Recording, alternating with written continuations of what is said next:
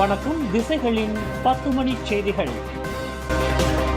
மலேசியாவில் இடைநிலை பள்ளி கல்வி கட்டாயமாக்கப்படுகிறது. 95 விழுக்காடு மாணவர் சேர்க்கையை இலக்காக கொண்ட கல்வி அமைச்சு. மலேசியாவில் விரைவில் அமலுக்கு வரவுள்ள 2025ஆம் ஆண்டு கல்வி சட்ட திருத்தத்தின் கீழ் இடைநிலை பள்ளிகளில் மாணவர் சேர்க்கை விகிதத்தை 95 விழுக்காட்டிற்கும் மேலாக உயர்த்துவதை கல்வி அமைச்சு இலக்காக கொண்டுள்ளது. கல்வி அமைச்சின் சிறந்த சேவை விருது வழங்கும் விழாவில் பேசிய துணை கல்வி அமைச்சர் ஓங் காவோ, கடந்த 2003ஆம் ஆண்டு கொண்டுவரப்பட்ட கட்டாய ஆரம்பப்பள்ளி கல்வி கொள்கையினால் ஆரம்பப்பள்ளி மாணவர் சேர்க்கை 99 விழுக்காட்டை எட்டியுள்ளதாக குறிப்பிட்டார். தற்போது இந்த இலக்கு இடைநிலை பள்ளி கல்விக்கும் நீட்டிக்கப்பட்டுள்ளது. கடந்த ஜூலை மாதம் நாடாளுமன்றத்தில் நிறைவேற்றப்பட்ட இந்த புதிய சட்டத்தின்படி மலேசிய குழந்தைகள் அனைவரும் படிவம் 5 வரை கல்வியை முடிப்பது கட்டாயமாக்கப்பட்டுள்ளது. பெற்றோர்களை தண்டிப்பது இந்த சட்டத்தின் நோக்கமல்ல என்றும் கல்வியின் முக்கியத்துவத்தை உணர வைப்பதே இதன் நோக்கம் என்றும் ஓங்காவோ கூறினார். இதற்காக ஒரே பள்ளியில் 11 ஆண்டுகள் கல்வி கற்கும் K11 மாதிரி பள்ளிகளின் எண்ணிக்கை அடுத்த ஆண்டு 16ஆக உயர்த்தப்படும் என்றும் துணை அமைச்சர் தெரிவித்துள்ளார். மலேசியாவில் புதிதாக தோற்றுவிக்கப்பட்டுள்ள பார்ட்டி பர்சமா, பார்ட்டி ஒவாசான் ஆகிய அரசியல் கட்சிகளால் வரவிருக்கும் ஜொஹோர் மற்றும் நெகிரி செம்பிலான் மாநில தேர்தல்களில் தேசிய முன்னணியின் வெற்றி வாய்ப்புகளுக்கு எந்தவொரு பாதிப்பும் ஏற்படாது என அதன் பொதுச் செயலாளர் டத்தோ ஸ்ரீ ஜம்ரி அப்துல் காதிர் தெரிவித்துள்ளார். முன்னாள் கூட்டரசு அமைச்சர்களால் வழிநடத்தப்படும் இப்புதிய கட்சிகள் தேசிய முன்னணிக்கு சவாலாக அமையுமா என்ற கேள்விக்கு பதிலளித்த ஜம்ரி, மாநில தேர்தல்களை எதிர்கொள்ள ஜொஹோர் அம்னோ மற்றும் தேசிய முன்னணி முழு வீச்சில் தயாராக உள்ளதாக குறிப்பிட்டார். முன்னாள் பிகேஆர் தலைவர்களான ரஃபிசி ரம்லி மற்றும் நிக் நஸ்மி நிக் அமட் ஆகியோரால் பர்சமா கட்சியும் முன்னாள் பர்சத்து துணைத் தலைவர் அம்சா ஜைனுடின் தலைமையில் வவாசான் கட்சியும் வழிநடத்தப்படுகின்றன. தேர்தல் ஆணையத்தின் அறிவிப்புப்படி ஜொஹோர் மாநில தேர்தல் ஜூலை 11 அன்றும் நெகிரி செம்பிலான் மாநில தேர்தல் ஆகஸ்ட் 1 அன்றும் நடைபெறவுள்ளன. மலேசியாவின் நவீன மனநல மருத்துவத்தின் தந்தையாக போற்றப்பட்ட பிரபல மனநல மருத்துவ நிபுணர் தான்ஸ்ரீ டாக்டர் எம் மகாதேவன் இன்று தனது 96வது வயதில் காலமானதையொட்டி பல்வேறு தரப்பினரும் தங்களது இரங்கலை தெரிவித்து வருகின்றனர். டாக்டர் மகாதேவன் பேரா தஞ்சோங் ரம்புத்தான் மனநல மருத்துவமனையின் இயக்குநராக பதவி வகித்த போது மலேசிய வரலாற்றையே உலுக்கிய பிரபல ஆயுத கொள்ளைக்காரனான போத்தாச்சின் மனநிலையை பரிசோதிக்கும் முக்கிய பொறுப்பை ஏற்றிருந்தார். 1980ஆம் ஆண்டில் போத்தாச்சின் நீதிமன்ற விசாரணையை எதிர்கொள்ளும் தகுதியோடு இருக்கிறானா என்பதை கண்டறிய 19 நாட்கள் தனது தீவிர கண்காணிப்பில் வைத்து டாக்டர் மகாதேவன் பரிசோதனை செய்தார். பரிசோதனைக்கு பின் நீதிமன்றத்தில் அறிக்கை சமர்ப்பித்த டாக்டர் மகாதேவன், போத்தாச்சின் ஒரு சாதாரண குற்றவாளி அல்ல, அவன் அசாதாரண புத்திசாலித்தனம் கொண்ட ஒரு வழி தவறிய மேதை என்று குறிப்பிட்டு அதிர வைத்தார். மேலும் தஞ்சோங் ரம்புத்தான் மருத்துவமனையில் போத்தாச்சின் கடைபிடித்த கடுமையான ஒழுக்கம், தைச்சி, தற்காப்பு கலை பயிற்சி மற்றும் தேசிய கீதத்திற்கு அவன் கொடுத்த மரியாதை போன்ற பல சுவாரஸ்யமான தகவல்களையும் பிற்காலத்தில் டாக்டர் மகாதேவன் பகிர்ந்து கொண்டார். போத்தாச்சின் மனநிலை ஆரோக்கியமாக உள்ளது என்று டாக்டர் மகாதேவன் அளித்த சான்றிதழின் அடிப்படையிலேயே போத்தாச்சினுக்கு நீதிமன்ற விசாரணை தொடரப்பட்டு 1981இல் கோலாலம்பூர் புடு சிறைச்சாலையில் தூக்கு தண்டனை நிறைவேற்றப்பட்டது. மலேசிய வரலாற்றையே உலுக்கிய 1MDB நிதி ஊழல் வழக்கில் முன்னாள் பிரதமர் டத்தோஸ்ரீ நஜீப் ரசாக்கின் குற்றங்கள் வரலாற்றின் மிக கொடிய கொள்ளையனான அட்டிலா த ஹன் செய்ததை விடவும் பெரியது என்று உயர் நீதிமன்ற நீதிபதி காலின் லாரன்ஸ் செக்வாரா சாடியுள்ளார். உலக ஊடகங்களால் உலகின் மிகப்பெரிய கொள்ளையாட்சி என வர்ணிக்கப்பட்ட இந்த வழக்கின் 809 பக்க விரிவான தீர்ப்பு அறிக்கை தற்போது வெளியாகியுள்ளது. சுமார் 6 ஆண்டுகள் நீடித்த மலேசிய நீதிமன்ற வரலாற்றின் மிக நீண்ட இந்த விசாரணையின் முடிவில் நஜீப் ரசாக் மீதான 25 குற்றச்சாட்டுகளும் நிரூபிக்கப்பட்டு அவர் குற்றவாளி என அறிவிக்கப்பட்டுள்ளார். 1MDB நிதியிலிருந்து 2.28 பில்லியன் ரிங்கெட்டை முறைகேடாக பயன்படுத்தியதற்காகவும் பண மோசடியில் ஈடுபட்டதற்காகவும் அவருக்கு 15 ஆண்டுகள் சிறை தண்டனையும் 11.387 பில்லியன் ரிங்கெட் அபராதமும் விதிக்கப்பட்டுள்ளது.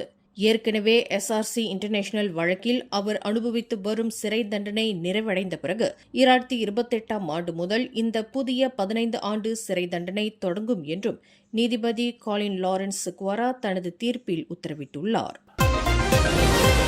கெடா குருன் பகுதியில் உள்ள ஹொபார்ட் ராணுவ முகாமின் பயிற்சி மைதானத்தில் இன்று காலை நிகழ்ந்த குண்டுவெடிப்பு சம்பவத்தில் 2 ராணுவ வீரர்கள் உயிரிழந்த துயர சம்பவத்திற்கு மாமன்னர் சுல்தான் இப்ராஹிம் தமது ஆழ்ந்த இரங்கலை தெரிவித்துள்ளார். பயிற்சியின் போது காலை 10:57 மணியளவில் ஏற்பட்ட இந்த வெடி விபத்தில் பலத்த காயமடைந்த காப்ரல் நோரஸ்மி அபுபக்கர் மற்றும் பிரிபெட் சித்தி கத்திஜா சுங்கிப் ஆகிய இருவரும் மருத்துவமனைக்கு கொண்டு செல்லும் வழியில் உயிரிழந்தனர். பாதிக்கப்பட்ட குடும்பத்தினருக்கு துணிச்சலையும் ஆறுதலையும் வழங்கிய மாமன்னர் இச்சம்பவம் குறித்து விரிவான விசாரணை நடத்தவும் பாதுகாப்பு நடைமுறைகளை மேலும் பலப்படுத்தவும் மலேசிய ஆயுதப்படைக்கு உத்தரவிட்டுள்ளார். மலேசியாவில் தோன்றி வரும் புதிய அரசியல் கட்சிகளின் வரவை அலட்சியப்படுத்த முடியாது என்றும் அவை தற்போதைய அரசியல் நிலப்பரப்பை மாற்றியமைக்கும் ஆற்றல் கொண்டவை என்றும் பக்கத்தான் ஹரப்பான் தகவல் தொடர்பு இயக்குநர் டத்து ஃபாமி ஃபசில் தெரிவித்துள்ளார். தேசிய தகவல் பரப்பு மையத்தின் நிகழ்ச்சி ஒன்றில் பேசிய அவர், இந்த சூழல் பக்கத்தான் ஹரப்பான் கூட்டணிக்கு ஒரு தூண்டுகோலாக அமைய வேண்டும் என்றார். வெறும் அரசியல் பேச்சுகளோடு நின்றுவிடாமல் மக்களின் நீண்டகால பிரச்சினைகளுக்கு தீர்வு காண்பதன் மூலமே மக்கள் ஆதரவை தக்கவைக்க முடியும் என்று அவர் குறிப்பிட்டார். இதற்கு உதாரணமாக கோலாலம்பூர் தமான் ரிம்பா கியாரா பகுதியில் 40 ஆண்டுகளுக்கும் மேலாக நீடித்த ரூமா பஞ்சாங் குடியிருப்பாளர்களின் வீட்டு பிரச்சினைக்கு பிரதமர் டத்தோஸ்ரீ அன்வார் இப்ராஹிமின் தலைமையிலான அரசு தீர்வு கண்டதை அவர் சுட்டிக்காட்டினார். சுயநலமின்றி மக்களின் நலனை மட்டுமே சிந்திக்கும் சுத்தமான தலைவர்களையே பொதுமக்கள் தேர்ந்தெடுக்க வேண்டும் என்றும் அவர் வலியுறுத்தினார். மலேசியாவில் ரோஹிங்யா அகதிகள் பிரச்சினை 50 ஆண்டுகளுக்கும் மேலாக நீடிப்பதால் எதிர்காலத்தில் அவர்கள் நாட்டின் குடியுரிமை உட்பட பெரிய அளவிலான உரிமைகளை கோரும் அபாயம் உள்ளதாக அனைத்துலக சட்ட நிபுணர் பேராசிரியர் டாக்டர் சலாவத்தி மட் பசீர் எச்சரித்துள்ளார். மலேசிய தேசிய பல்கலைக்கழகத்தின் பாட்காஸ்ட் நிகழ்ச்சியில் பேசிய அவர் 1970களின் இறுதியிலிருந்து மலேசியாவில் 3 தலைமுறைகளாக வாழும் ரோஹிங்யாக்கள் இங்குள்ள சூழலோடு முழுமையாக ஒன்றிணைந்து விட்டதாக குறிப்பிட்டார். மலாய் மொழியை சரளமாக பேசும் அவர்கள் நாட்டின் தொழிலாளர் சந்தையிலும் பொருளாதார கட்டமைப்பிலும் தற்போது ஆதிக்கம் செலுத்த தொடங்கியுள்ளனர். இதன் காரணமாக அனைத்துலக சட்டங்களின் விதிகளின்படி அவர்கள் எதிர்காலத்தில் தங்களுக்குரிய உரிமைகளை கோர வாய்ப்புள்ளது என்றும் இது வெறும் கற்பனையல்ல என்றும் அவர் கூறினார். எனவே இந்த விவகாரத்தில் அரசாங்கம் தற்காலிக தீர்வுகளை தவிர்த்து நாட்டின் எல்லையை முழுமையாக மூடுவது போன்ற தீர்க்கமான நீண்டகால முடிவுகளை எடுக்க வேண்டும் என அவர் வலியுறுத்தியுள்ளார்.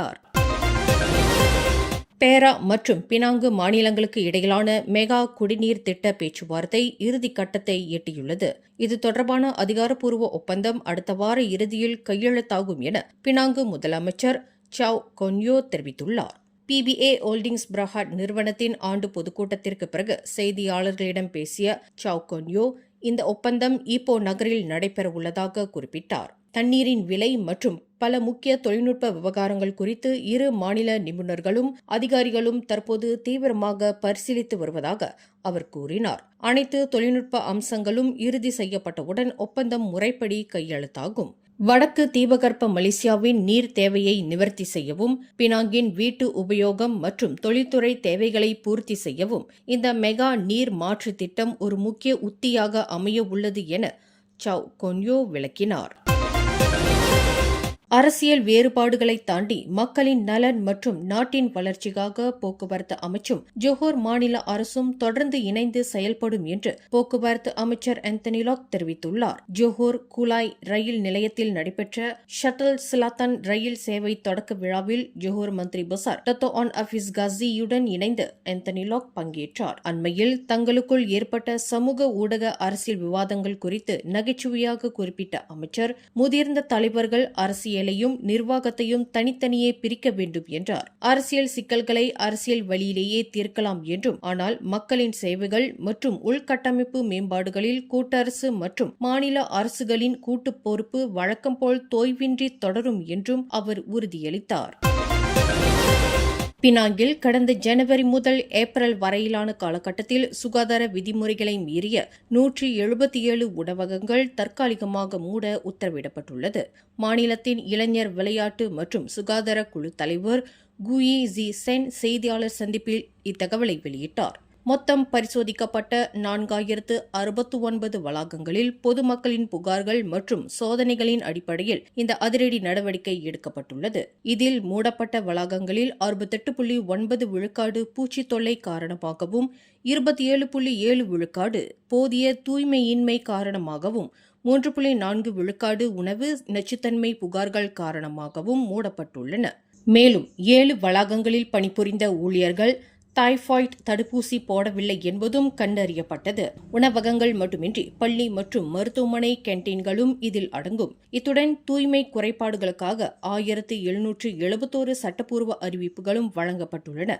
இந்த நடவடிக்கை பழிவாங்கும் நோக்கம் கொண்டதல்ல என்றும் பொதுமக்களின் ஆரோக்கியத்தை உறுதி செய்வதற்கான தடுப்பு நடவடிக்கை மட்டுமே என்றும் அவர் தெளிவுபடுத்தியுள்ளார். சுங்கை புலோவில் உள்ள நீர் விளையாட்டு பூங்காவில் கடந்த ஞாயிற்றுக்கிழமை மயங்கிய நிலையில் மீட்கப்பட்ட 4 வயது சிறுவன் ஒருவன் சிகிச்சை பலனின்றி உயிரிழந்துள்ளான். குளத்தில் தவறி விழுந்ததாக கருதப்படும் நிலையில் அச்சிறுவன் உடனடியாக சுங்கைபுலோ மருத்துவமனைக்கு கொண்டு செல்லப்பட்டான். எனினும் அங்கு அவன் இறந்துவிட்டதாக மருத்துவர்கள் உறுதிப்படுத்தினர். இச்சம்பவத்தில் இதுவரை எந்தவொரு குற்றவியல் கூறுகளும் கண்டறியப்படவில்லை என்றும் மரணத்திற்கான உண்மையான காரணத்தை கண்டறிய விசாரணை தொடர்வதாகவும் சுங்கைபுலோ மாவட்ட போலீஸ் தலைவர் முகமது ஹபீஸ் தெரிவித்துள்ளார். பள்ளிகளில் குண்டர்தனம், போதைப்பொருள் புழக்கம், பகிடிவதை போன்ற சமூக சீர்கேடுகள் மற்றும் குற்ற செயல்களை தடுப்பதற்காக தேர்ந்தெடுக்கப்பட்ட பள்ளிகளில் சிறப்பு தொடர்பு அதிகாரிகள் நியமிக்கப்படுவார்கள் என்று உள்துறை அமைச்சர் டத்தோஸ்ரீ சைஃபுடின் நசிடியோன் இஸ்மாயில் தெரிவித்துள்ளார். நெகிரி செம்பிலான் துங்கு மோரிஸ் படிவம் 6 கல்லூரியின் நிகழ்ச்சி ஒன்றில் பேசிய டத்தோஸ்ரீ சைஃபுடின் கல்விக் கழகங்கள் வன்முறைகள், மன உளைச்சல்கள் மற்றும் இன வெறுப்பு போன்ற ஆபத்தான சித்தாந்தங்கள் அற்ற பாதுகாப்பான சூழலாக இருக்க வேண்டும் என்று வலியுறுத்தினார். மிரட்டல் காரணமாக மாணவர்கள் தற்கொலை செய்து கொள்ளும் துரதிருஷ்டவசமான சம்பவங்கள் இனி நாட்டில் மீண்டும் நிகழக்கூடாது என்றும் அவர் குறிப்பிட்டார். பள்ளிகளின் பாதுகாப்பை வலுப்படுத்தவும், வெளிநபர்களின் அத்துமீறல்கள் மற்றும் பாலியல் தொல்லைகளை தடுக்கவும் போலீஸ் துறை மற்றும் சம்பந்தப்பட்ட ஏஜென்சிகளுடன் இணைந்து உள்துறை அமைச்சு தீவிரமாக செயல்படும் என்று அமைச்சர் உறுதியளித்தார்.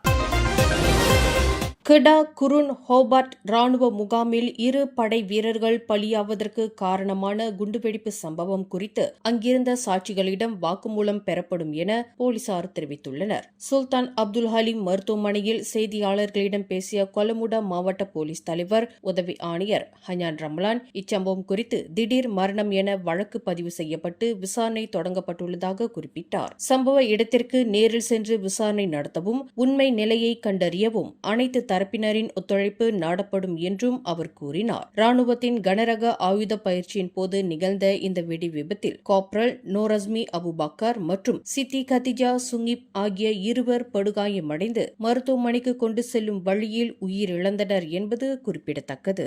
மேலும் செய்திகளை தெரிந்து கொள்ள கீழே இருக்கும் பெல் பட்டனை அழுத்துங்கள்.